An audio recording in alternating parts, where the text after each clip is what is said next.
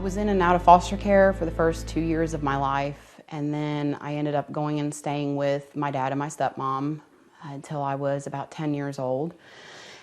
Then I got a little complicated and a little, I don't know how to word it, but I was just difficult as a child, so I ended up going and staying with my mom, and that was a rough situation. So I started to run away and was put in foster care, and I was in and out of that for the last 4 years of my, teenagehood. We were always users of some sort, but things got a little tougher dealing with stuff, and then we were around people that weren't the best for us, and so we ended up using hard drugs, and we ended up going down a road that we shouldn't have went down, and that led to them being taken. We were staying in a house that we were renting, but we ended up losing that, so we were bouncing back and forth from couch to couch, and then we also lived in our van for a while.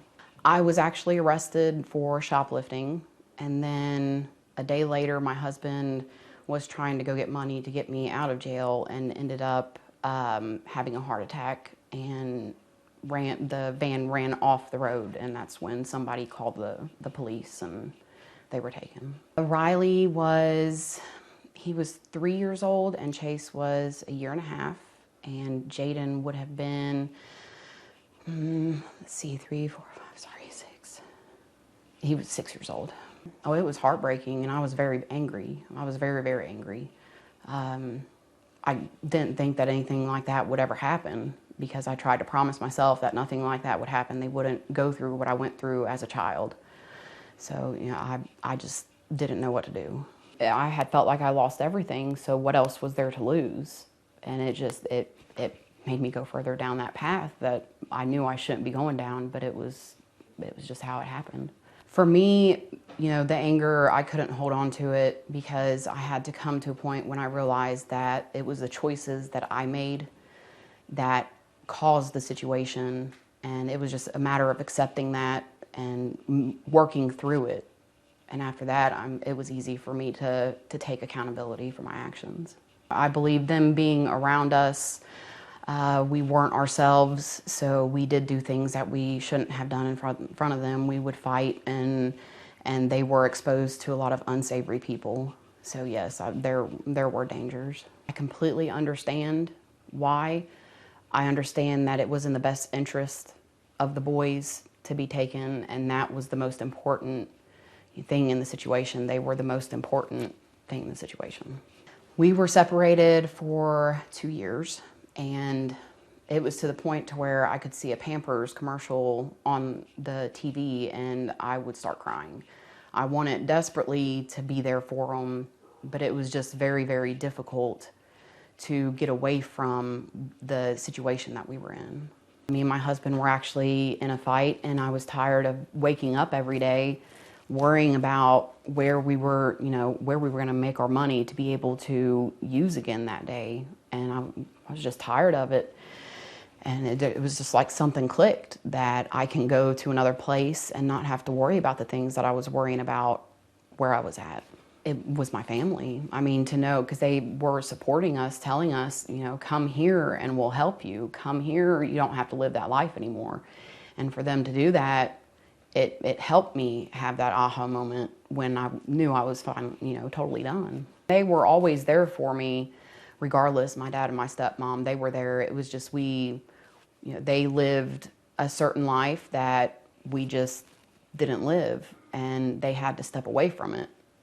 And finally, when we decided not to live the life that we were living anymore, for them to step up, it was awesome. If we just have somebody there for us to back us up and know that we're worth it and believe in us, it makes a world of the difference. I mean, for me, it was church and the community that came with church. They, got behind us and realized that we were worth investing in, and that's when they stepped up and they helped us come up to where we are now. We ended up getting this house, and we had nothing at all. Just the clothes that we had, and everybody pulled together, and I mean, they furnished the entire house, to the bed that we slept on, the couches we sat on, and it made us feel really good that people were willing to do something like that for us. It was mainly family, really. I mean, we didn't use any type of rehabs or anything like that. It was just having the community behind us, knowing that we were worth it, is really what made the difference for us. I think it's a matter of reaching out, because there are supports out there. It's just a matter of finding them. But a lot of people are running into a situation to where nobody believes in them. Nobody has that compassion for them. They think that it's a moral failing to be an addict, when it's really not. They're real, addicts are really good people.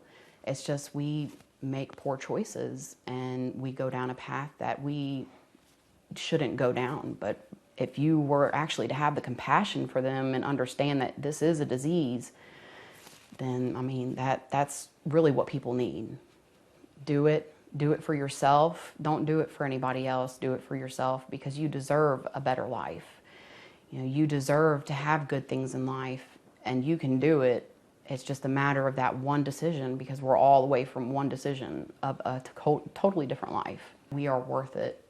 Birth parents are worth it. And to keep the family together, that's the major priority in that situation. To be able to have that reunification and the family as a whole, that's the main goal. I'm most grateful for God. I'm most grateful for my family and friends and community. That's what helped us, and that's what can help more people.